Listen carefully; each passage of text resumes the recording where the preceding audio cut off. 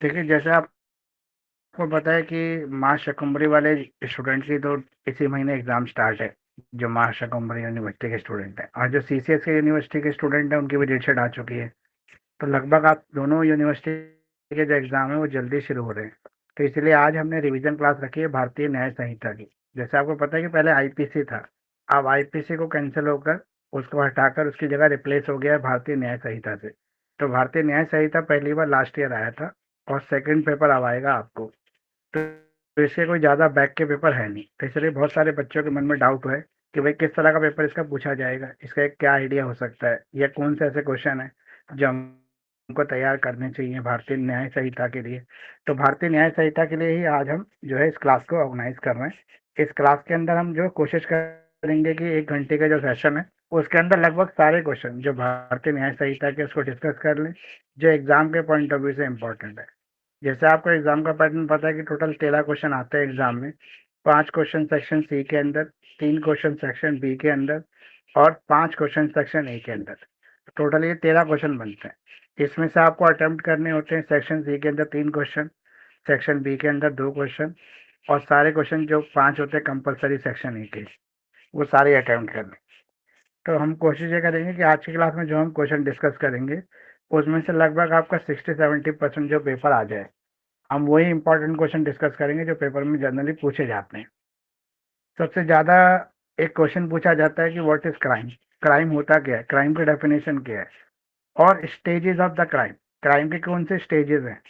इसके अलावा पूछा जाता है कि एलिमेंट्स क्या है क्राइम के अंदर, essential elements of a crime. तो सबसे पहले हम डेफिनेशन की अगर बात करें तो क्राइम की डेफिनेशन क्या है। तो ऐसा कोई भी एक्शन जो कॉन्स्टिट्यूट करता है किसी ऑफेंस को, जो पनिशेबल बाय लॉ हो, उसे हम क्राइम कहते हैं। तो कोई भी ऐसी एक्टिविटी, कोई भी ऐसा एक्शन जो आप कर रहे हैं जो एक अनलॉफुल एक्ट है, जो किसी लॉ के द्वारा प्रोहिबिटेड है, अगर उसको आप कर रहे हैं जो पनिशेबल है, वही क्राइम है, उसे हम क्राइम कहते हैं। तो ऐसा एक्शन जो अगेंस्ट द पब्लिक वेलफेयर होगा वो आपका क्राइम कहलाएगा। तो offence are whether the legislature has prohibited for good और बैड रीजन, जिसको लेजिस्लेचर जो है प्रोहिबिट कर रहा हो किसी गुड रीजन की वजह से या किसी बैड रीजन की वजह से। अब एक क्राइम के एसेंशियल एलिमेंट्स क्या हैं, क्राइम होने के लिए क्या क्या चीज इन्वॉल्व होनी जरूरी है, मतलब क्या क्या चीजें हैं जिसको मिलाकर क्राइम बनता है। तो सबसे पहले क्राइम होने के लिए ह्यूमन बींग होना चाहिए। ह्यूमन बींग को ही क्राइम की सजा मिलती है। अगर हम एनिमल्स बोलें या नेचुरल जो है पेड़ पौधे हैं, ये कभी क्राइम नहीं करते, ना इनको कोई क्राइम की सजा मिलती। तो क्राइम करने के लिए पहला एसेंशियल एलिमेंट है ह्यूमन बीइंग। दूसरा है कि आपकी जो इंटेंशन है वो रॉन्ग होनी चाहिए, एविल इंटेंशन और गिल्टी माइंड, यानी कि मेंसरिया। मेंसरिया होगा तभी आपको जो है क्राइम की सजा मिलेगी। अगर कोई भी ऐसी एक्टिविटी जो आप अपने गुड फेथ में कर रहे हैं, आप किसी को नुकसान नहीं पहुंचाना चाहते लेकिन फिर भी किसी का नुकसान हो जाता है, तो वो क्राइम नहीं है। जैसे आप अपनी प्रोटेक्शन के लिए, सेल्फ प्रोटेक्शन के लिए कोई गलत काम भी करते हैं, किसी का मर्डर भी कर देते हैं, तो वहां पर आपको सेल्फ प्रोटेक्शन की वजह से कोई सजा नहीं मिलती, वो क्राइम नहीं है। तो आपका मेंसरिया होना चाहिए। तीसरा आपका होना चाहिए एक्टस रिया। एक्टस रिया मतलब ऐसा कोई भी एक्ट जो आप कर रहे हैं, आपसे हो रहा है, गलती से हो जाता है, और उसका जो इंटेंशन है वो है फोरबिडन बाय लॉ, मतलब ऐसा है जिसको लॉ जो है फोरबिड, यानी कि लॉ छोड़ नहीं रहा है, उसको सजा दे रहा है। तो एक्टस रिया, तो एक्शन भी होना चाहिए, मेंस रिया भी होना चाहिए, और सामने वाले व्यक्ति को इंजरी आनी चाहिए। तो ये 3 एसेंशियल एलिमेंट है। पहला, 4 एसेंशियल एलिमेंट है। पहला ह्यूमन बीइंग, दूसरा मेंसरिया, तीसरा एक्टेसरिया, और चौथा इंजरी। तो ये चारों एलिमेंट अगर हम मिला दें तो चारों एलिमेंट को मिला के हमारा क्राइम बनता है। क्राइम होने के लिए चारों एलिमेंट का होना जरूरी है। इन चारों एलिमेंट के बिना कोई भी क्राइम क्राइम नहीं होगा। तो इसलिए जब आपसे पूछे कि इम्पोर्टेंट एलिमेंट्स ऑफ क्राइम क्या है, तो यही 4 एलिमेंट्स हैं जो क्राइम के लिए इम्पोर्टेंट हैं।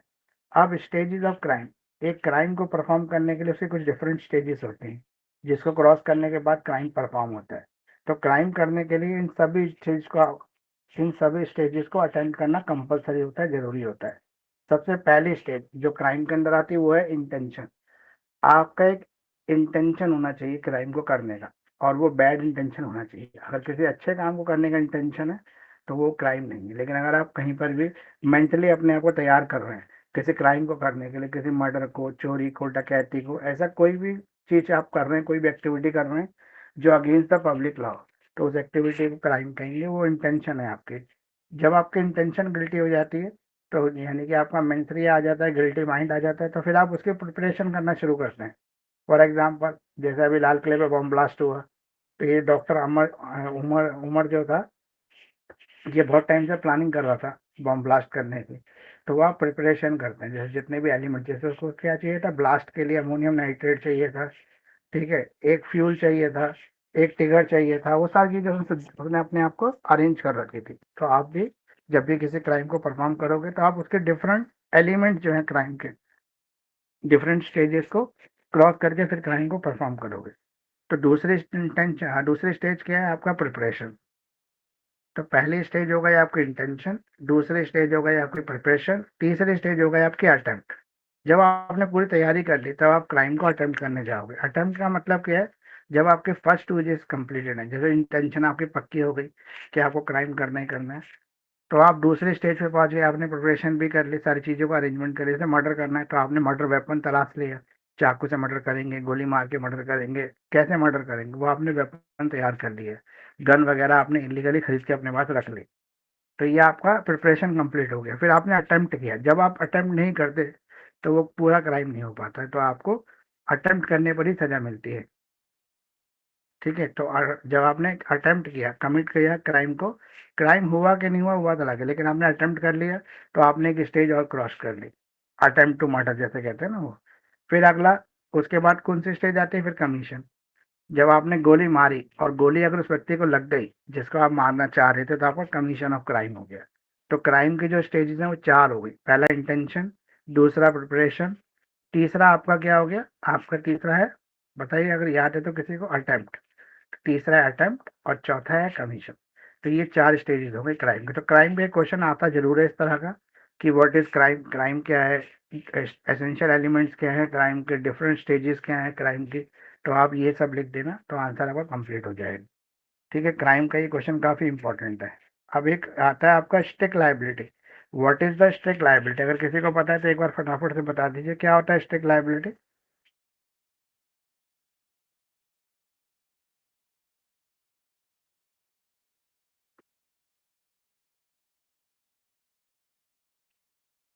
यहाँ पर strict liability one of the many kinds of tort, एक तरह से टॉर्ट होता है ये, come into existence to ensure the impositions of a liability of an individual और entity in the case of act leading to damages और loss.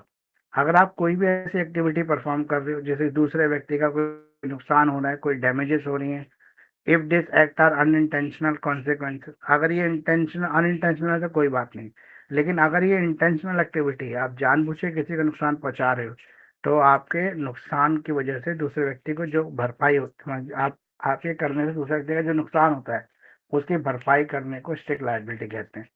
For example, मान लो कि आपने अपने घर के अंदर एक जहरीला पौधा का पेड़ लगा लिया। आप अपने घर में कुछ भी करो, आपको अलाउड है, लेकिन उसका नुकसान किसी पड़ोसी को नहीं होना चाहिए। लेकिन वो जब पेड़ बड़ा हुआ, तो उसके पत्ते पड़ोसी के घर की तरफ को चले गए, टहनियां बड़ी हो गई, वहां को झुक गई। अब पड़ोसी ने एक घोड़ा पाला हुआ था, उस घोड़े ने उस पत्ते को खा लिया, जो टहनियों से घर में जाके झुकी थी। वो घोड़ा मर गया, जहरीले पौधे खाने की वजह से मर गया। अब जब घोड़ा मर जाएगा, तो व्यक्ति आपके ऊपर क्लेम करेगा घोड़े की रिकवरी के लिए। क्यों? क्योंकि उसका कोई फॉल्ट नहीं है, उसका घोड़ा उसके घर में ही है, लेकिन आपके जहरीले पौधे ने एस्केपेशन किया, आपका पौधा अपनी बाउंड्री को लांग कर उसकी बाउंड्री में घुस गया। तो अपने घर में आप कुछ भी कर सकते हो, लेकिन दूसरे को उससे नुकसान नहीं होना चाहिए। अगर दूसरे को नुकसान हो जाता है और उसमें गलती आपकी होती है, तो फिर आपको उस नुकसान की भरपाई करनी पड़ती है। फॉर एग्जाम्पल, आपने घर में कुछ भी रख लो, कोई डेंजरस चीज चीज भी रख लो, लेकिन उस डेंजर चीज से किसी दूसरे को नुकसान नहीं होना चाहिए। अगर दूसरे को नुकसान होगा, तो उस नुकसान की भरपाई आपको करनी पड़ेगी। इसे कहते हैं स्टिक लाइबिलिटी, ये स्टिक लाइबिलिटी है। अब मान लो आपने कोई भी ऐसा काम किया जो अननेचुरल है, जैसे आपने अपने लैंड, अपने जमीन पर एक तालाब बना लिया, आर्टिफिशियल स्विमिंग पूल बना लिया, लेकिन उस स्विमिंग पूल के फ्लोर में से पानी लीक होकर पड़ोसी के मकान में घुस गया, और मकान की बुनियाद में पानी घुसने की वजह से उसका मकान गिर गया। तो यहाँ पे फॉल्ट आपका है, क्योंकि आपके पानी ने एस्केपेशन किया।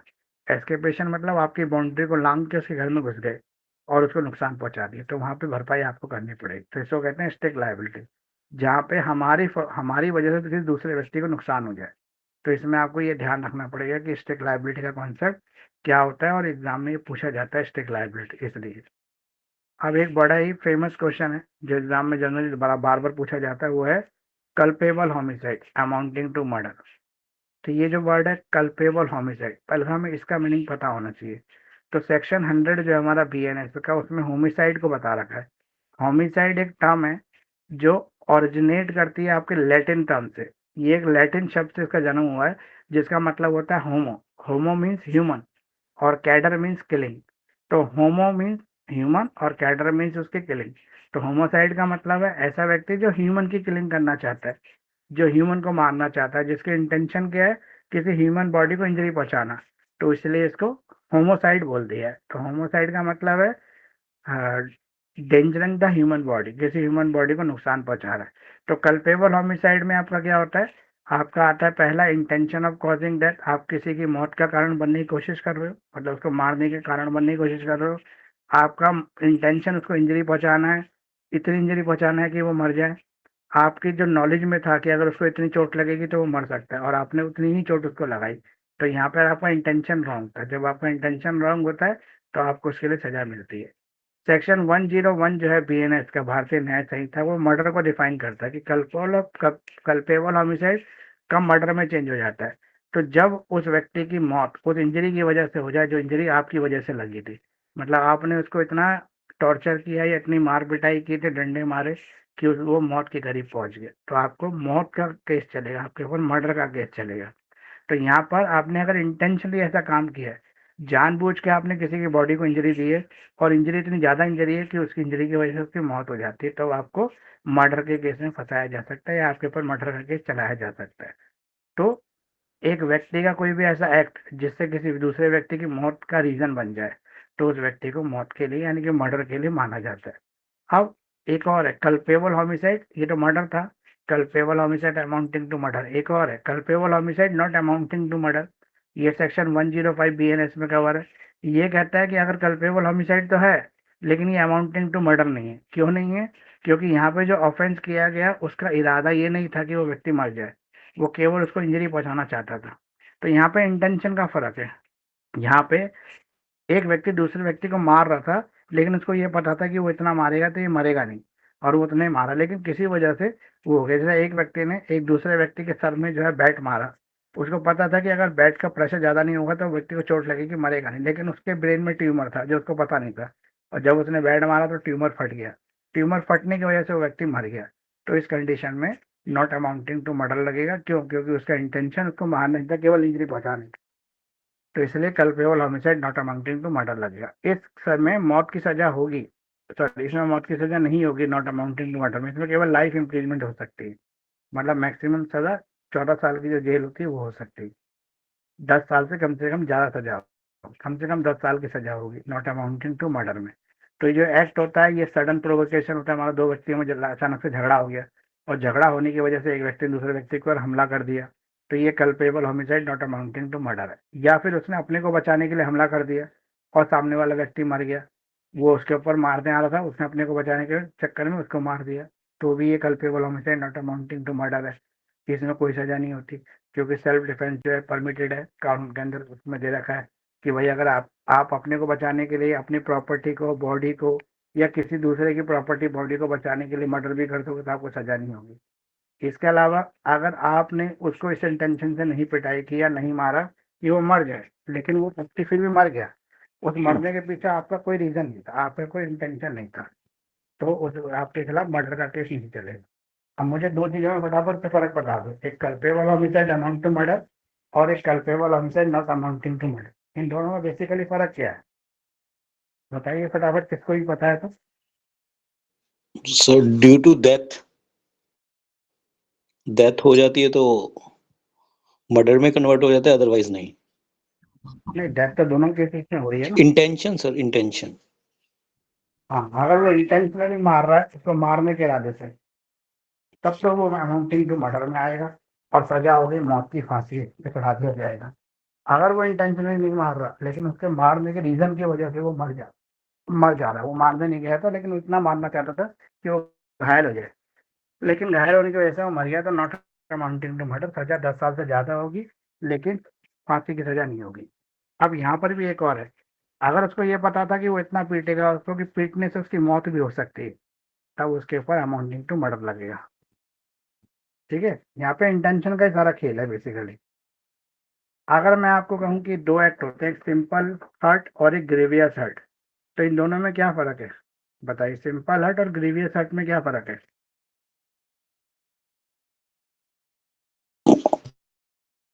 सर सिंपल हर्ट में है कि आपने थोड़ा सा मारा बस उसको, ग्रीवियस हर्ट में है कि आपने उसकी कोई बॉडी का पार्ट ही डैमेज कर दिया, हाँ। उससे वो हैंडीकैप हो गया। हम्म। तो सिंपल हर्ट का मतलब आपने चाटा मारा उसको, थप्पड़ मारा, मार पिटाई कर दी, कुश्ती हो गई, छोटी मोटी चोट लग गई, ये सिंपल हर्ट है। लेकिन यही हर्ट जब सीरियस हो जाती है, जैसे चाकू से वार कर दिया, खून बह गया, चोट लगने के जो भी मतलब जहाँ पे भी खून खराबा हो जाता है, वो आपका ग्रेवियस हर्ट में आ जाता है। ये ग्रेवियस हर्ट, जहाँ हड्डी टूट जाती है, फ्रैक्चर हो जाता है, वो सारा ग्रेवियस हर्ट में आता है। तो अगर हमारी स्किन पे चोट लगती है तो वो सिंपल हर्ट है, लेकिन स्किन के अलावा ब्लड निकल जाना, हड्डी टूट जाना, ये सब आपका ग्रेवियस हर्ट। ये भी एग्जाम में पूछेगा आपसे कि सिंपल हर्ट और ग्रेवियस हर्ट को डिफाइन करो। ये जनरली आपको ए सेक्शन में पूछता है, सिंपल हर्ट और ग्रेवियस हर्ट। एक क्वेश्चन है जो आपको 10 मार्क्स में या 20 मार्क्स में दोनों में पूछ सकता है, रॉन्गफुल रिस्ट्रेन और wrongful confinement. What is the difference between wrongful restrain और रॉन्गफुल कन्फाइनमेंट? तो सबसे पहले आपको समझना है कि रॉन्गफुल रिस्ट्रेन क्या है। तो सेक्शन 126 जो हमारा बीएनएसएस का है, उसके अंदर बताया है आपका बीएनएस का है रॉन्गफुल रिस्ट्रेन। जब हम किसी व्यक्ति को गलत तरीके से रोकते हैं, उसकी आज़ादी को छीन लेते हैं, तो वो रॉन्गफुल रिस्ट्रेन है। फॉर एग्जाम्पल, आपने ए को कहा कि तुम इस गली से नहीं जाओगे, बाकी कहीं से चले जाओ, मुझे कोई मतलब, लेकिन अगर इस गली से जाओगे तो मैं तुम्हें जान से मार दूंगा। तो आपको उस गली में जाने से रोक लगाना एक रॉन्गफुल रिस्ट्रेन, उसे कहते हैं रॉन्गफुल रिस्ट्रेन। आपने ए को कहा कि तुम मेरे आगे से जाने तुम मेरे आगे से नहीं जाओगे, बाकी कहीं से भी जा सकते हो, लेकिन अगर मेरे आगे से गए तो मैं तुम्हें गोली मार दूंगा। ये रॉन्गफुल रिस्ट्रेन है। किसी व्यक्ति के ऊपर किसी मोहल्ले, गली, इलाके में जाने से रोक लगाना, किसी रास्ते पे जो पब्लिक को जाने का अधिकार हो वहां पे जाने से रोकना, रॉन्गफुल रिस्ट्रेन कहलाता है। लेकिन अगर मैंने बोला ए को कि भाई मेरे घर में आना है ना, तो डोरबेल बजा के मेरी परमिशन लेके ही आना, अगर ऐसे आ गए तो मैं मेरे से बुरा कोई नहीं होगा, तो ये रॉन्गफुल रिस्ट्रेन नहीं होगी। मेरा घर मेरी पर्सनल प्रॉपर्टी, वहां पे आने से मैं किसी को भी रोक सकता हूँ, वो राइटफुल रिस्ट्रेन है। हम अपने घर में दरवाजे क्यों लगाते हैं? हम अपने घर में दरवाजे इसलिए लगाते हैं ना, कोई भी हमारे घर में एंटर करे तो हमसे पूछ के आए, हमारी मर्जी से आए। हमसे बिना पूछे थोड़ी ना एंटर कर जाएगा कोई भी हमारे घर में। तो ये रॉन्गफुल रिस्ट्रेन और राइटफुल रिस्ट्रेन में फर्क हो गया। अब रॉन्गफुल कन्फाइनमेंट क्या है? रॉन्गफुल कन्फाइनमेंट क्या होता है बताइए एक बार फटाफट से। एक व्यक्ति को आपने किडनैप कर लिया और किडनैप करके एक कमरे में बंद कर दिया और बाहर से कुंडी लगा दी, ये रॉन्गफुल कन्फाइनमेंट है। इसे कहेंगे क्या? Wrongful confinement. कन्फाइनमेंट और रिस्ट्रेन में अब क्या फर्क आया बताइए जरा। सर रिस्ट्रेन में तो आपने मना किया, धमकी दी एक तरह से, और कंफाइनमेंट में आपने एक्शन ले लिया, आपने उसको किडनैप ही कर लिया। नहीं नहीं, कन्फाइनमेंट का मतलब चार दीवारी में कैद कर दिया। Okay sir. कन्फाइनमेंट मतलब चारों रास्ते बंद कर दिए उसके, उस कमरे से बाहर नहीं आएगा वो। और रिस्ट्रेन में आपने केवल एक रास्ते पे, एक डायरेक्शन में जाने से उसको रोका है। ओके ठीक है, सर। ये फर्क है दोनों के अंदर। जब एग्जाम में आपसे पूछेगा तो आपको यही ध्यान रखना है कि रिस्ट्रेन का मतलब होता है एक डायरेक्शन में जाने से रोक लगाना, कन्फाइनमेंट का मतलब होता है चार दीवारी के अंदर बंद कर देना, इलीगल लॉकअप में डाल देना। ठीक है, पुलिस जो करती है ना, जेल में डालती है, वो भी कन्फाइनमेंट है, लेकिन वो राइटफुल कन्फाइनमेंट है क्योंकि कोर्ट के ऑर्डर से ऐसा होता है। लेकिन अगर आप किसी को अपने घर में बंद कर रहे हो, उसके घर में बंद कर रहे हो, ठीक है, वो रॉन्गफुल कन्फाइनमेंट कहलाता है। तो ये रॉन्गफुल कन्फाइनमेंट और रॉन्गफुल रिस्ट्रेन है। तो अब तो क्लियर हो गया होगा रॉन्गफुल रिस्ट्रेन और रॉन्गफुल कन्फाइनमेंट। Yes sir. सभी डायरेक्शन में जाने से रोक रहे हो तो वो रॉन्गफुल कन्फाइनमेंट है, किसी पर्टिकुलर डायरेक्शन में जाने से रोक रहे हो तो वो रॉन्गफुल रिस्ट्रेन है। तो ये पूछेगा एग्जाम में आपसे, आपको यही बताना पड़ेगा। और भी इसके अंदर है, इसके अंदर अगर हम बात करें कि पनिशमेंट कितनी होती है, तो रॉन्गफुल रिस्ट्रेन में आपको 1 महीने की जेल और 500 रुपये तक का मैक्सिमम फाइन हो सकता है। और रॉन्गफुल अगर आप कन्फाइनमेंट कर रहे हैं, 1 मिनट, हाँ, रॉन्गफुल अगर आप कन्फाइनमेंट कर रहे हैं तो आपको 1 साल की जेल और 1000 रुपये तक फाइन हो सकता है। अब एक वर्ड आता है असॉल्ट। असॉल्ट क्या होता है?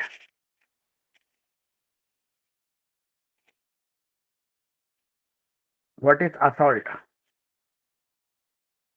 सर हमला करना किसी पे। असॉल्ट होता है, हाँ, वैसे बैटरी होता है, वैसे हमला करना होगा। तो ये सेक्शन 130 जो है भारतीय न्याय संहिता में बताया गया है, whoever make any gesture or any preparation intending or knowing it to likely that such gesture preparation will cause any person present to apprehend that he who make that gesture or preparation is about to use criminal force to that person is said to commit an assault। यानी कि हम किसी व्यक्ति के खिलाफ कुछ ऐसी कार्रवाई करने की कोशिश कर रहे हैं, मतलब उसको डरा रहे हैं। हमला तो करने नहीं रहे, मतलब हम उसको मार नहीं रहे, लेकिन मारने की तरह डरा। जैसे मैंने एक व्यक्ति को कहा, ये मेरे हाथ में जो डंडा है ना, अगर तुमने मेरा दिमाग खराब करा तो मैं तुम्हें इतना मारूंगा इस डंडे से कि तुम्हारा हाथ पैर तोड़ दूंगा। ये असॉल्ट है। अगर मैं उसको छड़ी उठा के मार ही दूंगा तो वो बैटरी है। ठीक है, असॉल्ट और बैटरी में यही फर्क है। यहाँ पे टच नहीं कर रहे हैं, बॉडी को टच नहीं कर रहे, लेकिन डरा रहे हैं, वो असॉल्ट है। जैसे मैंने एक व्यक्ति की तरफ अपना मुक्का उठाया और घुमाया हवा में, उसकी तरफ बढ़ाया लेकिन मारा नहीं, तो ये असॉल्ट है। अगर मार दिया तो बैटरी है। ठीक है, असॉल्ट और बैटरी में ये फर्क है। असॉल्ट मतलब होता है किसी व्यक्ति को डरा रहे हैं। अब किडनैपिंग, किडनैपिंग भी एक इंपॉर्टेंट क्वेश्चन है जो आपसे एग्जाम में पूछा जाता है। तो व्हाट इज किडनैपिंग? किडनैपिंग क्या होती है?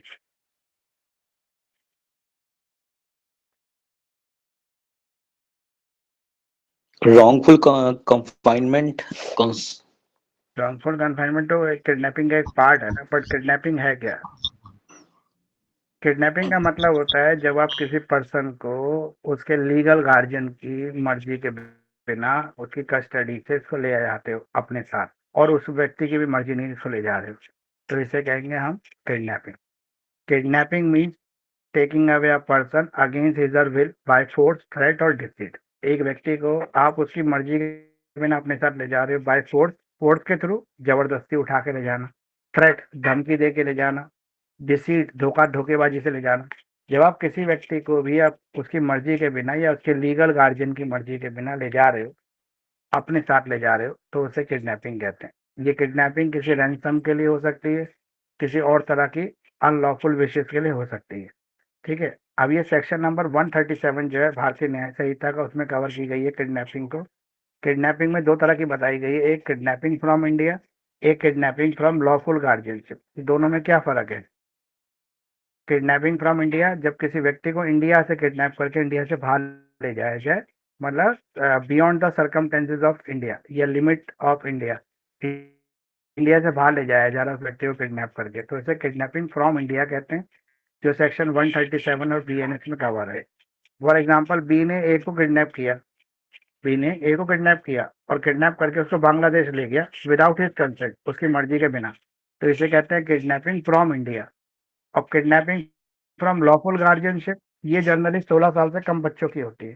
तो ऐसा कोई भी बच्चा जो 16 साल से कम उम्र का है, अगर उसको ले जाया जाए, कहाँ ले जाया जाए? उसके लॉफुल गार्जियन से बाहर ले जाया जाए और उसके मतलब माँ बाप की मर्जी के बिना, तो ऐसे इसको हम इसको क्या कहेंगे? हम इसको किडनैपिंग कहेंगे, किडनैपिंग फ्रॉम लॉफुल गार्जियनशिप। ये 16 साल तक की उम्र के बच्चों के लिए होता है, क्योंकि माइनर के लिए ही है इसमें, क्योंकि बच्चे को ही गार्जियनशिप से बाहर ले जाया जा सकता है, बाकी लोगों की तो किडनैपिंग होती है।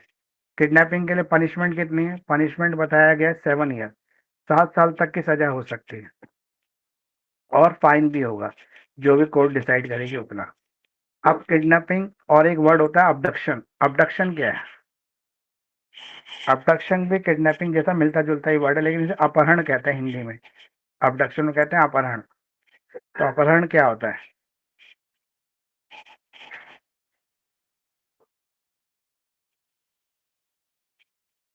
देखो, किडनैपिंग में दो बताया था, एक तो किडनैपिंग फ्रॉम इंडिया, एक किडनैपिंग फ्रॉम लीगल गार्जियनशिप। अब ये वाली किडनैपिंग, ये भी किडनैपिंग है, लेकिन वो किडनैपिंग जिसमें इंडिया में ही ले जाया जा रहा है, जैसे दिल्ली से किडनैप करके बिहार ले गए, या दिल्ली में ही किडनैप करके कहीं छुपा दिया उसको, तो इसे इसे कहते हैं अपहरण करना। ठीक है, इसके पीछे भी मकसद कुछ इलीगल इंटेंशन ही होती है, लेकिन इसको सेक्शन 138 में अलग रखा गया है, क्योंकि वहां पर दो किडनैपिंग बताई थी। एक बताया था किडनैपिंग फ्रॉम इंडिया, एक बताया किडनैपिंग फ्रॉम लीगल गार्जियन। तो उसके अलावा अगर कोई किडनैपिंग हो रही तो वो अबडक्शन में आ जाती है। इसमें भी फोर्स का इस्तेमाल किया जाता है, फोर्स का या धोखे का, बहला फुसला के ले जाया जाता है, लेकिन बड़े व्यक्ति को, छोटे को नहीं, बड़े को ले जाया जा रहा है, तो इंटेंशन इसमें भी रॉन्ग होती है। अब आ गया आपका देखो, हाँ, डिफॉर्मेशन क्या होता है? डिफॉर्मेशन, डिफॉर्मेशन क्या होता है? डिफॉर्मेशन इंपॉर्टेंट होगा, आपको आएगा एग्जाम में, क्रिमिनल डिफॉर्मेशन और सिविल डिफॉर्मेशन। डिफॉर्मेशन होता है जब हम किसी व्यक्ति के बारे में कुछ भी ऐसी बात बोलते हैं जो उसके सम्मान को, उसकी इज्जत को ठेस पहुंचाती है। मैंने अनइंटेंशनली सी के बारे में बोल दिया कि सी एक बहुत बड़ा चोर किस्म का आदमी है, वो हमेशा सबसे धोखाधड़ी करता है। तो यहाँ पे मेरी इंटेंशन रॉन्ग थी, मैं सी को बदनाम करना चाह रहा था बिना किसी वैलिड रीजन के। तो इसलिए मेरी इंटेंशन रॉन्ग है, तो मैं डिफेम कर रहा हूँ, तो उसकी पर्सनैलिटी के अगेंस्ट बोल रहा हूँ, जबकि वो ऐसा है नहीं। तो ये डिफॉर्मेशन, इसमें मेरे खिलाफ केस चल सकता है और वो मेरे से अपनी मानहानि वसूल कर सकता है, इसे मानहानि कहते हैं। अब एक वर्ड है चीटिंग। चीटिंग क्या होता है? What is cheating? मतलब आप लोगों ने अभी तक पढ़ाई शुरू नहीं की है, पढ़ाई शुरू कर लो, क्योंकि एग्जाम तो लगभग अब आपके आ ही गए हैं, ज्यादा दूर है नहीं। तो व्हाट इज चीटिंग? चीटिंग क्या है? चीटिंग को सेक्शन 318 में कवर किया गया। चीटिंग होती है धोखाधड़ी करना, डिसऑनेस्ट और अनफेयर एक्ट है चीटिंग। जब हम किसी के साथ बेईमानी से किसी लाभ को उठाने की कोशिश करते हैं। मतलब देखो, जायज तरीके से आप प्रॉफिट कमा रहे हैं, आपने अपना प्रोडक्ट बेचा, उस पर कुछ एक्स्ट्रा पैसा ले लिया, जैसे 2 रुपये खरीद के आपने 3 रुपये का बेच दिया, 4 रुपये का भी बेच दिया, तो वो चीटिंग नहीं है, वो ईमानदारी है, क्योंकि आप अपनी सेल्समैनशिप का इस्तेमाल कर रहे हैं। लेकिन अगर आप धोखाधड़ी से, झूठ बोलकर, उस चीज की क्वालिटी को झूठा सच्चा बताकर बेच रहे हो, चीटिंग कर रहे हो, फिर आप चीटिंग कर रहे हो, उसे चीटिंग कहते हैं। क्योंकि इंटेंशनली, जानबूझकर आपने धोखा देने के इरादे से ऐसा किया। तो डिसीविंग एनी पर्सन, किसी भी पर्सन को धोखा देना, कोई फ्रॉडुलेंट एक्टिविटी के थ्रू, डिसऑनेस्ट इंटेंशन से किसी प्रोडक्ट के बारे में मिथ्या वर्णन कर कर, मतलब झूठी कहानियां बनाकर आपने उस सामान को बेच दिया, तो वो चीटिंग कहलाती है। चीटिंग सेक्शन 318 भारतीय न्याय संहिता के अंदर कवर होती है, सेक्शन 318 के अंदर। इसमें पनिशमेंट क्या है? अगर आप किसी के साथ चीटिंग करते हो तो क्या पनिशमेंट आपको मिल सकती है? तो ये डिपेंड करता है आपने किस लेवल की चीटिंग की है। जिस लेवल की चीटिंग की है, उसी हिसाब से आपके ऊपर फाइन और इंक्रीजमेंट लगेगा। मैक्सिमम इसमें सजा 7 साल तक की बताई गई है, और मैक्सिमम फाइन इसमें बताया नहीं गया है। फाइन भी होता है, पर चीटिंग में दोनों ही होते हैं। तो चीटिंग आपको क्लियर हो गया होगा, मुझे लगता है कि अभी चीटिंग में कोई दिक्कत बची है?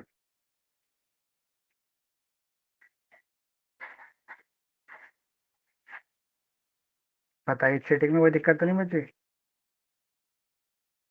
No sir. हम्म, तो चीटिंग आपको क्लियर हो गया है। अब चीटिंग का मतलब होता है डिसऑनेस्ट इंटेंशन के साथ धोखाधड़ी करना। ए ने बी की दुकान से एक मोबाइल खरीदा, उसने ये बिलीव किया कि वो मोबाइल जो है एप्पल का आईफोन 17 है। उसने उसी आईफोन 17 की पेमेंट करके उससे फ़ोन ले लिया, लेकिन जब उसने फ़ोन को यूज़ किया, तो थोड़े दिन बाद डिस्कवर हुआ कि वो फ़ोन नकली आईफोन 17 है, उसके सारे पार्ट लोकल है और इंडिया में तैयार किया गया। तो ये चीटिंग है, ये सीरियस लेवल की चीटिंग है, इसमें 7 साल तक की मैक्सिमम सजा हो सकती है। अगर बिलो लेवल की चीटिंग होगी तो मैक्सिमम 3 साल तक की सजा है। अब अगला आ जाता है हमारा थेफ्ट। थेफ्ट मतलब चोरी। चोरी किसको कहते हैं? तो चोरी सेक्शन 303 में कवर है। सेक्शन 303 जो है वो चोरी को कवर करता है। अब चोरी का मतलब क्या होता है, ये बता दो फटाफट से, क्या होता है चोरी? थेफ्ट।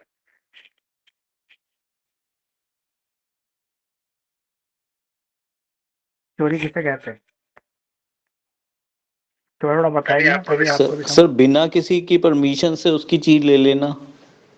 हाँ, बिना किसी के परमिशन के उसके पोजीशन से उस चीज को ले जाना। एक व्यक्ति की चीज उसके पोजीशन में होती है। फॉर एग्जांपल, मेरी गाड़ी मेरे पोजीशन में है, मेरे अधिकार में। अगर कोई मुझसे पूछ कर मेरी गाड़ी को ले जाता है, भाई मुझे शादी में जाना, अपनी गाड़ी की चाबी दे दो, मैंने उसको दे दी, वो ले गया, तो ये चोरी नहीं है। लेकिन अगर वो मेरी घर में से इंटेंशनली मेरी चाबी को चुराता है, रात को गाड़ी स्टार्ट करता ले जाता है, या वो रात को आता है और मास्टर की से गाड़ी स्टार्ट करता है, तो ये चोरी है, इसे चोरी कहेंगे। जब कोई मेरी चीज को मेरे पोजीशन में से मेरी बिना मर्जी के ले जाएगा, तो उसे कहेंगे चोर। ये इंटेंशनली होनी चाहिए, मतलब जानबूझ के की जाती है, अनजाने में नहीं होती है। अगर दो गाड़ी एक जैसी दिखती है और चाबी भी लग जाती है और स्टार्ट भी हो जाती है, और फिर वो गाड़ी ले जाता है, तो अपनी गाड़ी तो वहां छोड़ गया ना, तो वो चोरी नहीं कहलाएगी। अगर मैं बात करूं चोरी के केस में क्या फाइन लगता है, तो इसमें इम्प्रीजमेंट लग जाती है एक तो, और साथ साथ फाइन भी लगता है। तो सजा कितनी हो सकती है मैक्सिमम चोरी के केस में? 3 साल तक की मैक्सिमम सजा बताई गई है। डिपेंड करता है seriousness of the crime. Crime कितना सीरियस है उतनी सजा भी ज्यादा हो जाएगी, 3 साल तक की मैक्सिमम है। फाइन जो है वो भी लगता है, और फाइन और सजा दोनों भी हो सकती है। अगर मैं चोरी के लिए कहूँ कि चोरी में क्या क्या चीजें आ जाती है, तो चोरी में सबसे पहले आता है आपका डिसऑनेस्ट इंटेंशन, आपकी इंटेंशन ही रॉन्ग है। दूसरा, आपने किसी मूवेबल प्रॉपर्टी को उठाया है। देखो, मकान की तो चोरी नहीं हो सकती क्योंकि मकान तो फिक्स है, लेकिन मूवेबल जो आर्टिकल्स है, एसेट्स है, उसी की चोरी होती है। जैसे सोना, चांदी, पैसा, गाड़ी बंगला नहीं, ये चीजें क्या है आपकी मूवेबल एसेट्स है, इन्हीं की चोरी हो सकती है। Out of position without permission, position से ले गए बिना परमिशन के ले गए, ठीक है, इसमें कंसेंट मांगा ही नहीं, लेना तो दूर की बात है, मांगा ही नहीं उन्होंने कंसेंट, तो इसे चोरी कहेंगे। तो चोरी एक जुरिडिक्शन, मतलब किसी व्यक्ति के जुरिडिक्शन से उस चीज को बाहर ले जाना भी चोरी ही कहलाता है, और ये मूवेबल प्रॉपर्टी की होती है। अभी जो वर्ड मूवेबल प्रॉपर्टी, इसमें क्या क्या आता है, आपके घर में अगर कोई एनिमल्स है तो वो भी मूवेबल प्रॉपर्टी, जैसे गाय, भैंस, कुत्ता, बिल्ली, जो भी चीज आपने खरीद के अपने घर में रखी है वो आपकी प्रॉपर्टी है, मूवेबल प्रॉपर्टी है। या आपके घर में कोई फिश है, आपके घर की इलेक्ट्रिसिटी है, इलेक्ट्रिसिटी भी चोरी हो सकती है। पोजीशन, जो भी चीज आपके पोजीशन में है वो, जो आपके कंस्ट्रक्टिव पोजीशन में, मतलब कि आपके डायरेक्ट कंट्रोल में लेकिन चीज आपकी है। फॉर एग्जाम्पल कि आपका एक घर जो था वो बॉम्बे में है, और वहां पर आपने किराएदार को घर दे रखा है, ठीक है। अब वो उसको कोई इलीगल इंटेंशनली जो है यूज कर लेते हैं, चोरी नहीं हो सकती घर की।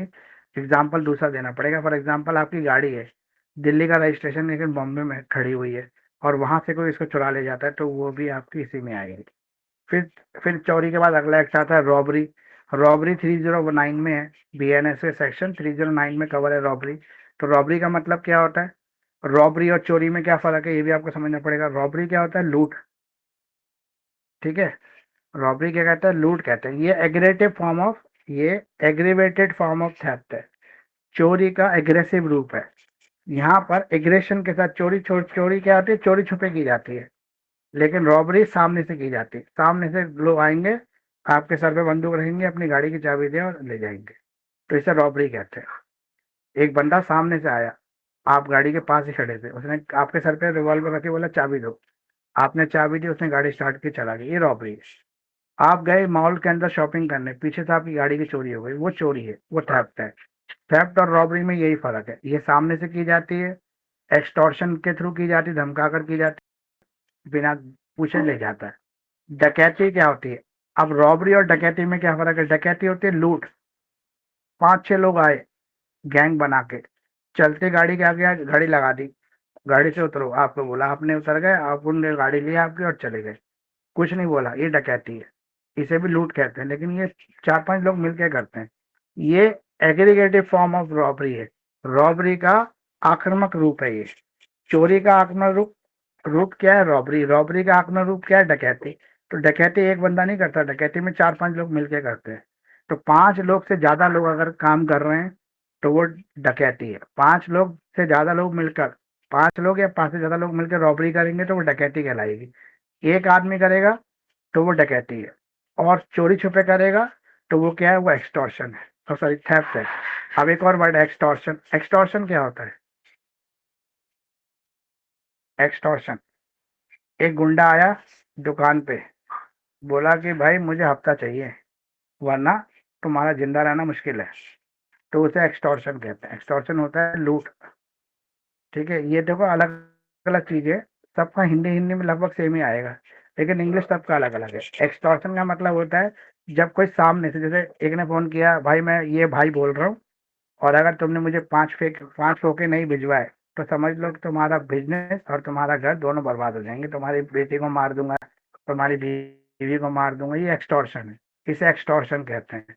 यानी कि यहाँ पे एक व्यक्ति को डराया जाता है, डरा के पैसा वसूला जाता है, putting a person in fair, उसको फेयर में डरा के पैसा वसूला जा रहा है, और इंटेंशनली किया जा रहा है ये काम, जानबूझ के ये काम किया जा रहा है, अनजाने में नहीं हो रहा है। और चोरी से अलग है बिल्कुल ही, चोरी एक्सटॉर्शन में कुछ भी एक जैसा नहीं, चोरी चोरी छुपे की जाती है, ये सामने से किया जाता है। अब एक और वर्ड है, criminal miss appropriation of property. ये बताओ, ये किसको पता है, criminal miss appropriation of property.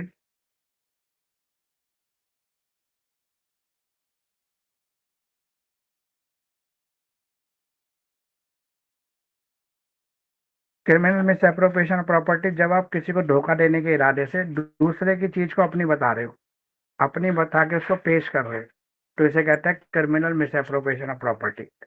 आपने किसी व्यक्ति को बोला ये जो नेकलेस है ना सोने का, ये मेरा है और तुम चाहो तो मैं तुम्हें बेच सकता हूँ, लेकिन मैंने इस बंदे को दे रखा है यूज करने के लिए, पहनने के लिए, तो आप उसकी प्रॉपर्टी को अपना बता के क्लेम कर रहे हो और क्लेम करके उसके फायदा उठाने की कोशिश कर रहे हो, तो इसे कहते हैं क्रिमिनल मिस एप्रोप्रिएशन, यानी कि डिसऑनेस्ट एप्रोप्रिएशन ऑफ प्रॉपर्टी।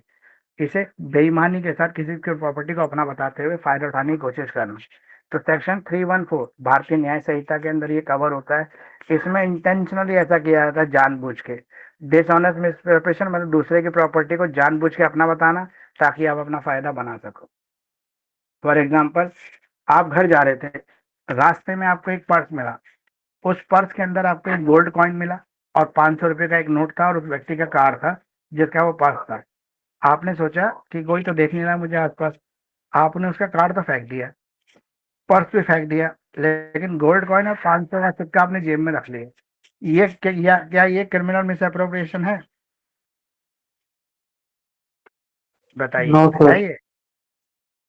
तो ये है, यस। हमारा जो लॉ है वो ये कहता है, yes it is a dishonest miss appropriation of property. किसी दूसरे की प्रॉपर्टी, किसी दूसरे की प्रॉपर्टी अगर आप, ये है सेक्शन 314, अगर किसी दूसरे की प्रॉपर्टी आप अपनी समझ के या अपनी बनाकर अपने पास रख लेते हैं तो वो criminal miss appropriation of property है, उसके लिए आपको सजा मिलेगी। अगर आपको कोई पर्स पा जाता है तो आपकी क्या ड्यूटी बनती है? बताइए, क्या ड्यूटी बनती है आपकी? किसी दूसरे का कोई सामान आपको रास्ते में मिल गया तो what is the responsibility of finder? Finder की क्या जिम्मेदारी है? सबसे पहली जिम्मेदारी फाइंडर की होती है, उसको बताइए बताइए। उसको वापस करना, पहले इन्फॉर्म करना फिर उसको वापस करना। सबसे पहली ड्यूटी होती है कि जब हमें कोई सामान मिला तो हम चिल्लाकर जोर से आवाज लगा के बोले और आसपास जितने लोगों को सुन लें इस बात को कि भाई मुझे एक पर्स मिला है, किसी का हो सबूत दिखाए और ले जाए कि उसका है और ले जाए। तो पहले जिम्मेदारी तो ये। अगर मान लो आसपास कोई है ही नहीं, दूर दूर तक कोई आदमी नहीं है, लेकिन फिर भी आपको चिल्ला के बोलना है, अगर आपने बोला तो ठीक है कोई नहीं आया, तो आप उस पर्स के थोड़े दिन के लिए अपने पास रख सकते हो जब तक उसका करेक्ट राइटफुल ऑनर ना मिल जाए। दूसरी ड्यूटी आपकी कि पुलिस स्टेशन में जमा करा सकते हो आप। नियरेस्ट पुलिस स्टेशन में गए, आपने जमा करा दिया उस पर्स को, जिसका होगा वो पुलिस से ले जाएगा। लेकिन अगर आप चाहो तो पुलिस में ना भी जमा कराओ तो अपने पास रखो उसको कम से कम 3 महीने तक। 3 महीने तक आप पूरी कोशिश करो उसके असली मालिक को ढूंढने की। अगर 3 महीने तक उसका असली मालिक नहीं मिलता और आपने पूरी कोशिश कर ली तो उसके बाद वो प्रॉपर्टी के आप यूज करने के अधिकारी हो जाते हो, लेकिन मालिक नहीं बनते। 3 साल तक आप उस प्रॉपर्टी के मालिक नहीं हो जब तक आपको उसका राइट ना मिले, लेकिन अगर उसके बाद भी नहीं मिलता है तो वो लिमिट क्रॉस होने के बाद आप उसके मालिक हो सकते हो। तो वो गोल्ड कॉइन जो है उसके मालिक आप जब भी बन सकते हो जब उसका करेक्ट ऑनर ना मिले। लेकिन इस कंडीशन में तो वो पर्स था जिसके अंदर विजिटिंग कार्ड था जिसमें पता लग रहा था कि वो उसी का पर्स है, तो आपकी ड्यूटी ये बनती है कि आप उस व्यक्ति को फोन करो और बताओ कि भाई ऐसे ऐसे पर्स मिला है, अगर आपका है तो ले जाओ, लेकिन सबूत दिखाना पड़ेगा कि आपका, प्रूव करना पड़ेगा जिसमें वो आगे बताएगा भाई हाँ मेरा एक गोल्ड कॉइन है, एक 500 का नोट है, तो वो प्रूफ हो गया, आप दे दोगे उसको। लेकिन बदले में आप उससे ले क्या सकते हो? बदले में आप केवल उससे इंसिडेंशियल एक्सपेंसेस ले सकते हो, यानी कि पर्स को संभालने में अगर आपको कोई खर्चा हुआ है तो वो संभालने का खर्चा आप उससे ले सकते हो। अगर मान लो कोई सामान ऐसा आपको मिल गया जो खराब होने वाला नेचर का है, जो भाई 2 दिन का ही लाइफ है उसकी, अगर 2 दिन में उसका इस्तेमाल नहीं किया गया तो वो सामान खराब हो जाएगा, तो इस कंडीशन में आप उस सामान को 2 दिन के अंदर इस्तेमाल करने के लायक मतलब एलिजिबल हो, लेकिन एक दिन आपको कम से कम कोशिश करनी पड़ेगी उसके करेक्ट ऑनर को ढूंढने की। लेकिन जो पेरिशेबल नेचर की गुड्स होती है वो अगर खराब होने वाली है, उनको यूज ना किया जाए तो फिर आप उसको अपने अपने पर्सनल यूज के लिए इस्तेमाल कर सकते हैं। यहाँ पर कोर्ट ये कहती है, लॉ ये कहता है। एक और है क्रिमिनल ब्रीच ऑफ ट्रस्ट। जब आप क्रिमिनली किसी के ट्रस्ट का ब्रीच कर देते हो तो क्रिमिनल ब्रीच ऑफ ट्रस्ट मतलब क्या है? यहाँ पर आप किसी के भी ट्रस्ट का ब्रीच कर रहे हो लेकिन उससे दूसरे व्यक्ति को क्रिमिनल लॉस हो रहा है, मतलब कोई ना कोई क्राइम परफॉर्म हो रहा है, तो वहाँ पे क्रिमिनल ब्रीच ऑफ ट्रस्ट आपके पास चलेगा। एक और बहुत इंपॉर्टेंट टॉपिक है जो जनरली पूछा जाता है, मिस्टेक ऑफ फैक्ट और मिस्टेक ऑफ लॉ। इन दोनों के बीच में क्या डिफरेंस है? What is the difference between mistake of fact and mistake of law? तो हमारे यहाँ पे बोला गया है कि mistake of fact is a permissible, ठीक है, ये परमिजेबल है, इसकी इजाजत है कि आप किसी फैक्ट को भूल सकते हो, लेकिन mistake of law is never permissible. वो किसी भी परिस्थिति में आपको वायलेशन ऑफ लॉ का कोई रिलीफ नहीं मिलेगा, लेकिन वायलेशन ऑफ फैक्ट क्या मिल जाएगा? आपने कोर्ट में जाके ये कहा कि सर मुझसे थोड़ी गलती हो गई थी, मुझे लगा ही नहीं था कि भाई ये व्यक्ति वहां पर भी आ जाएगा और मैंने जानबूझ के ऐसा नहीं किया, तो कोर्ट कहेगी हो सकता है कि आपको ना लगा हो, चलो ठीक है हम आपको छोड़ देते हैं इस बात के लिए। लेकिन अगर आप कोर्ट में जाके ये कहो सर मुझे ये नहीं पता था कि इंडिया में चोरी करने की भी सजा होती है, क्योंकि मैंने तो लॉ की पढ़ाई नहीं की, मैंने तो कभी लॉ पढ़ा ही नहीं है सर, मेरी तो फैमिली में भी कोई लॉयर नहीं है, मेरे तो कभी कोर्ट जाना आना हुआ ही नहीं है। तो कोर्ट कहेगी कि ऐसा नहीं होता जी, अगर आप इंडियंस हैं तो ये माना जाता है, जनरल एक्सेप्टेबल सेंटेंस है कि हर किसी को भारत का कानून पता है, तो भारत के कानून के लिए कोई एक्सेप्शन नहीं है। लेकिन इंटरनेशनल लॉ की अगर आप बोले कि जी मुझे तो पता नहीं था कि अमेरिका में ऐसा लॉ होता है, तो वहां पर आपको छूट मिल सकती है। तो इंटरनेशनल लॉ में मिस्टेक ऑफ लॉ अलाउड है, लेकिन इंडियन लॉ में, डोमेस्टिक लॉ में मिस्टेक ऑफ लॉ अलाउड नहीं। तो mistake of fact is permissible, ये इजाजत है, और mistake of law is not permissible, इसकी इजाजत नहीं है। तो आपको यही समझना पड़ेगा, मिस्टेक ऑफ लॉ और मिस्टेक ऑफ फैक्ट। लेकिन इसके पीछे और भी रीजन है, गुड इंटेंशन से अगर आपने मिस्टेक ऑफ फैक्ट किया तभी अलाउड होगा, अगर बैड इंटेंशन से कर दिया तो फिर अलाउड नहीं होगा। एक और इम्पोर्टेंट क्वेश्चन है, एक बच्चा जिसकी उम्र के हिसाब से उसके क्राइम में उसको छूट मिलती है,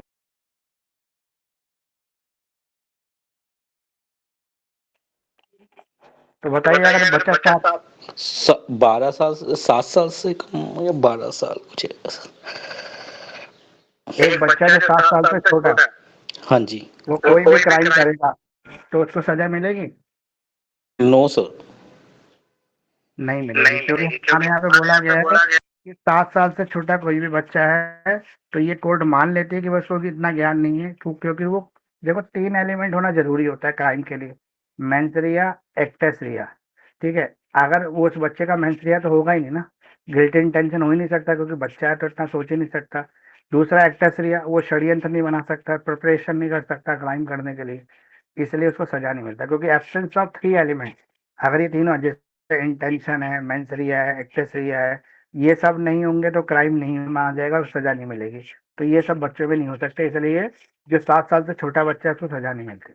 अब बच्चा जो है थोड़ा बड़ा हो गया है, 7 साल से 12 साल का हो गया है, अब वो कोई क्राइम करता है तो सजा मिलेगी?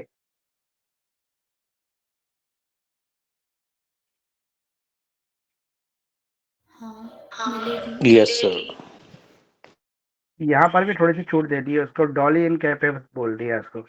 अगर बच्चा 7 साल से छोटा है लेकिन 12 साल से, 7 साल से बड़ा है लेकिन 12 साल से छोटा है, तो डॉली इनकेपेस लग जाता है उसके ऊपर। डॉली इनकेपेस कहता है कि भाई एक बच्चा क्राइम करने के लायक ही नहीं है, बच्चा तो गोली चला ही नहीं सकता, बच्चा चाकू मार के मर्डर कर नहीं सकता, इसलिए उसको भी छूट मिल सकती है जब तक ये प्रूव ना कर दिया जाए कि उसने मर्डर किया, उसका डायरेक्टली इन्वॉल्वमेंट है। 7 साल से 12 साल के बच्चे को भी सजा नहीं मिलेगी, क्योंकि डॉली इनकेपेबल लग जाता है उसके ऊपर कि वो क्राइम करने के लायक नहीं हुआ अभी भी।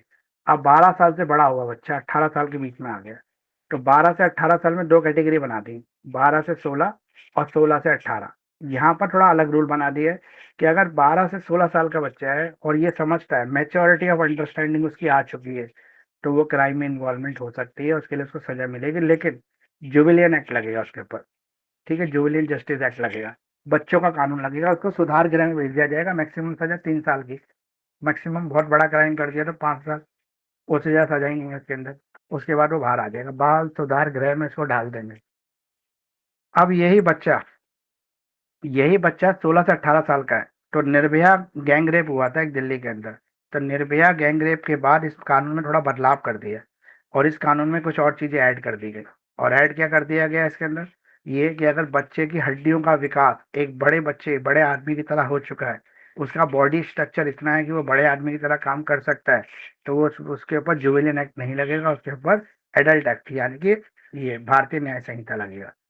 तो ये एक नया चेंज हुआ था निर्भया कांड के बाद। Child care and protection act जो होता है, जुविलियन जस्टिस एक्ट, वो नहीं लगता उस बच्चे के ऊपर, वो बड़े वाला था, क्योंकि निर्भया में जो 17 साल कुछ महीने का बच्चा जो था उसने रेप किया था निर्भया का, सबसे खतरनाक काम उसने नहीं किया था, लेकिन फिर भी उसको 5 साल से ज्यादा सजा नहीं हो पाई थी, क्योंकि इंडिया का कानून परमिट ही नहीं करता था कि 18 साल से जो छोटा बच्चा है उसको इतनी मौत की सजा, फांसी की सजा ऐसे हो सके, तो इस वजह से बच्चा बच गया था। तो यहाँ पर उस लॉ को चेंज कर दिया गया। अब ये बना दिया गया लॉ के अंदर कि भाई बच्चा अगर 16 से 18 साल के बीच में, तो उसका हड्डियों का टेस्ट होगा, बोन टेस्ट होगा, और उसकी अगर मैच्योरिटी लेवल और बोन जो है और बॉडी स्ट्रक्चर जो है बड़े की तरह पाया गया तो उसको छूट मिल जाएगी। एक अबेटमेंट के लिए भी है बताया, अबेटमेंट और अबेटर, ये भी इंपॉर्टेंट टॉपिक है, आपको एग्जाम के लिए ये भी तैयार करना है। ठीक है, अबेटमेंट में कि अगर कोई आपको क्राइम करने के लिए अबेट कर रहा है, जैसे सुसाइड करने के लिए प्रोवोकेशन देना, बार बार मजबूर करना, इस तरह के टॉर्चर करना, तो वहाँ पे उस व्यक्ति को भी क्रिमिनल एक्ट में सजा मिलती है। भारतीय न्याय संहिता के अंदर अबेटर को भी पनिशमेंट दी गई है, अबेटर इज पनिशेबल। मर्डर के केस में वो भी अंदर जाएगा अगर उसकी वजह से कोई सुसाइड कर लेता है। अब ये अबेटमेंट और अबेटर जो होता है, इसको कॉन्सेप्ट को आपको ध्यान से करना पड़ेगा एग्जाम के लिए। ठीक है, इतने ही मिनट की क्लास जो है रिकॉर्ड हो पाती है, तो इतने मिनट की क्लास हमारी पूरी कंप्लीट हो गई। अगर फिर भी आपका कोई डाउट रह गया है तो आप मुझसे पूछ सकते हैं एक बार। सर मुझे कुछ पूछना था आपसे। बताइए। सर आपने जब वो बच्चे वाला पूरा कंसेप्ट समझाया, उसका क्वेश्चन कैसे आएगा? तो कॉन्सेप्ट बच्चे का तो सिंपल ही क्वेश्चन आएगा ना। देखो, या तो उसमें 7 साल से 12 साल के बच्चे के द्वारा किया गया क्राइम पूछेगा आपसे, या पूछ लेगा 12 साल से ऊपर का बच्चा, जैसे nothing is an offence which is done by the child below the 7 year of age, ये पूछ लिया। या फिर what is the crime done by the child age between 7 to 12 year, या फिर 12 and above ईयर, या फिर स्पेशल जो एक्ट में चेंजेस हुए हैं 16 से 18 साल के, वो पूछ लेगा। ऐसे पर्टिकुलर पूछेगा आपसे और आपको उसी बारे में लिखना है। अगर आपसे कुछ नहीं पूछता, सिर्फ एक चाइल्ड के क्राइम के बारे में पूछेगा, तो आपको 7 साल से छोटा भी लिखना है, 7 से 12 साल भी लिखना है, 12 से 16 भी लिखना है, 16 से 18 भी लिखना है, फिर आपको सभी लिखने पड़ जाएंगे। लेकिन जनरली मैंने ये देखा है कि एग्जाम में पूछता है अलग अलग से। किसी को और कोई डाउट? चलिए, और कोई डाउट नहीं है किसी का, तो बाकी ये रिकॉर्डिंग मैं अपलोड करूंगा यूट्यूब पे। ठीक है, वहां से आप इसका एक्सेस आपको मिल जाएगा, आप देख भी लेना और कमेंट भी करना। बताइए अजय। सर मैं ये कह रहा था कि जो आपने अभी बोला है बस इसी को डिटेल में पढ़ जाएं या कुछ पुराने पेपर भी देख जाएं प्रीवियस के, उसमें तो आईपीएस आईपीसी है। आईपीसी के जैसे लगभग सभी क्वेश्चन बता दिए हैं जो इम्पोर्टेंट क्वेश्चन है, इसमें से लगभग आपका जो है 60-70% पेपर आ जाएगा। Okay sir. ठीक है, बाकी आपको जैसे आफरे है, माइक एक बार म्यूट कर, आफरे है, अनलॉफुल असेंबली है, ये भी आपको पढ़ना चाहिए। राइट्स होते हैं, दंगे जो धर्म के नाम पे, रिलीजन के नाम पे जो दंगे हो जाते हैं, वो। कॉमन इंटेंशन, ठीक है, ये भी इंपॉर्टेंट है। देखो, कॉमन इंटेंशन और कॉमन ऑब्जेक्ट, पहले वाला जो आईपीसी था उसमें बहुत ज्यादा क्लियर में दे रखा था। अभी जो नया एक्ट आया है इसमें सेक्शन 190 में दे तो रखा है, लेकिन डीप में नहीं दे रखा, तो इसलिए अब इसके थोड़े से चांसेस कम है। पहले बहुत आता था कॉमन इंटेंशन और कॉमन ऑब्जेक्ट, फिर भी आप इसको एक बार पढ़ लेना। इसके अलावा राइट टू प्राइवेट डिफेंस, ये क्वेश्चन भी आपको तैयार करना है एग्जाम के लिए, कि एक व्यक्ति अगर प्राइवेट डिफेंस में किसी का मर्डर कर देगा तो उसको छूट मिलती है, उसको सजा नहीं मिलती, क्योंकि उसको अपनी बॉडी को और अपनी प्रॉपर्टी को बचाने का अधिकार, एक व्यक्ति को राइट टू प्राइवेट डिफेंस का अधिकार हमारा लॉ देता है, तो इसलिए ये भी आपको पढ़ना चाहिए। ठीक है, और एक और है डिफेंस ऑफ इंसैनिटी, अगर एक व्यक्ति इंसेन है, जैसे माइनर है, माइनर कोई भी क्राइम कर देता है उसको सजा नहीं मिलती, क्यों नहीं मिलती, क्या रीजन है? एक व्यक्ति जो अनसाउंडनेस ऑफ माइंड से ग्रसित है, एक व्यक्ति जिसको दौरे पड़ते हैं, पागल है, उसको भी सजा नहीं मिलती। ये भी आपका इंपॉर्टेंट टॉपिक है। इसके अलावा और कोई मेरे ख्याल से लगभग टॉपिक सारे कवर हो गए। एक और है रॉन्गफुल गेन और रॉन्गफुल लॉस, अगर आपने गलत तरीके से कोई लाभ कमाया या गलत तरीके से आपको कोई लॉस हो गया, तो लाभ कमाओगे तो उसको देना पड़ेगा जिसकी वजह से आपको लाभ हुआ है, और अगर लॉस हुआ तो जिसने आपको लॉस किया उसको भरपाई करनी पड़ेगी। ठीक है, ये रॉन्गफुल लॉस और रॉन्गफुल गेन भी कर लेना, ये 10 मार्क्स में आता है क्वेश्चन जनरली जो है। ठीक है, एक और है आपका ऑफेंस रिलेटेड टू मैरिज, शादी से जुड़े हुए जो ऑफेंस बीएनएस में कवर है, जैसे बायगैमी, एडल्ट्री, ठीक है, ये क्रुएलिटी, ये सब सर जो क्या ऑफेंस था है, offence? Offence related to marriage, शादी से जुड़े हुए ऑफेंस जो बीएनएस के अंदर कवर्ड है। ठीक है, बाकी इसकी रिकॉर्डिंग भी आएगी, तो आप ध्यान से उसको सुन लोगे तो आपको लगभग सारे टॉपिक जो है कवर हो जाएंगे। बस इतना, आप जितना मैंने आप बताया टोटल मिलाकर, अभी जो क्वेश्चन बताए और पहले जो क्वेश्चन समझाए, वो सब आप तैयार कर लो, तो उसके अलावा वो कुछ भी पढ़ने की जरूरत नहीं है। बस इतना ही पढ़ के चले जाओगे तो आपका पूरा बीएनएस का पेपर कवर हो जाएगा। प्रीवियस ईयर के पेपर में क्वेश्चन आपको नहीं मिलेंगे, क्योंकि सिर्फ एक ही पेपर है जो पिछले साल आया है बीएनएस का, लेकिन आईपीसी के क्वेश्चन को इससे रिलेट करके पढ़ सकते हो, क्योंकि आईपीसी लगभग वही तो है बीएनएस, ये बस सेक्शन का क्रम बदल गया है, तो सेक्शन का क्रम ही चेंज हुआ है बस। चलिए, तो कंप्लीट है।